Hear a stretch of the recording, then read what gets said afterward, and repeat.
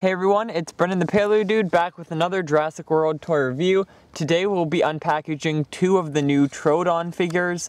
These ones were released in the Camp Cretaceous toy line, and they are phenomenal. I know I've done videos of them in the past, but now I've got a fancy new setting. I'm on a railroad track here. Anyways, so what's cool about these is they're heavily influenced by the Jurassic World Telltale game that was released quite a while ago, and it has these beautiful paint jobs and styles based off the Troodon in that game. Now of course there's some differences in the head sculpt and the eyes, but other than that it's pretty spot on. They have done dinosaurs from this game in the past, like the Herrerasaurus. Some of the designs are based off of that, especially with the color. But regardless, it's such a beautiful figure. I've already seen quite a lot of amazing photography with it, and some cool notes is that it's been distributed in the States as well as other locations like I think Australia and Europe. So yeah, it's come out everywhere, and well, not everywhere, but it's had a better distribution than most figures. On the back of the box you can see what else is in this line. We've got Bumpy, Gallimimus, and Dimorphodon, which I've got two of them here. And so Bumpy I think got a re-release, and then we get a new Dimorphodon and a very beautiful Kenner-styled Gallimimus. Now this one is also a very interesting figure. It seems like Mattel decided to do some of a retro-style release with this wave, as we get Kenner-style Gallimimus, Troodon based off of the Telltale game, as well as this kind of throwback figure of the Spinosaurus, which is heavily inspired by the 2001 Hasbro Spinosaurus, which was released in the Jurassic Park 3 toy line. And we get that because of the color matching more than the Legacy Collection figure.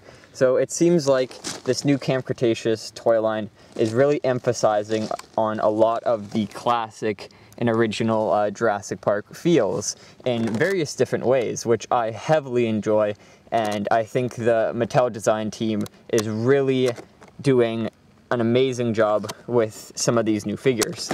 So let's get these out of the package. I'm holding the camera. I forgot to bring my tripod, so I'm going to be opening one-handedly.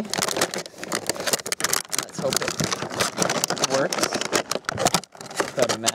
There we go, we got one out. And let's yeet the packaging over by the bag. Get the other one out.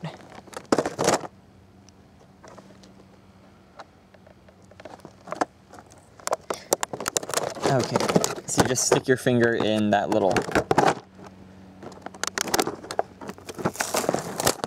pull tab. Oh no, just, sorry guys, I'm listening for a train. Don't want to get hit. It's such a cool recording area that, of course, eat the packaging. So out of the package you can see it's got very long arms. I mean, in the package you could see that, but it's really prominent when you're holding the figure.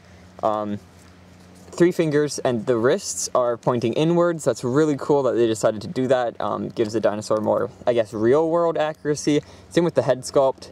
It's got a little dewlap thingy that you can see on modern-day lizards and birds. And that's another cool thing to note, that Mattel gave a mix of the accuracy in this figure as well as the stylized Telltale design. Anyways, so let's grab the scan code really quick. There you go. And compared with some of the other figures in the Camp Cretaceous lineup, you can see the colors are very vibrant, but they're also a nice kind of earthy color as well, which is really cool that they went with this style. It kind of reminds me of the 2018, the first lineup, as they all had this kind of earthy yet still vibrant paint job or color scheme. And all of these 4 came out in Canada as a kind of lot, and then made their way to the States, the 3 of them. The Sinoceratops was already out in the States, and now the Spinosaurus has been released alongside the Albertosaurus and the Sarcosuchus. in new Camp Cretaceous packaging, which is really cool. So anyways, I hope you guys enjoyed this little unboxing video. Be sure to leave a like and a follow if you want to see more content like this, especially in different locations. I know a lot of my indoor videos are quite dark. I'm working to fix the lighting there, but outside it's quite a nicer setting, especially with the lighting. As you can see, the figure's a lot better. So yeah, I'll see you guys in the next video. Bye-bye.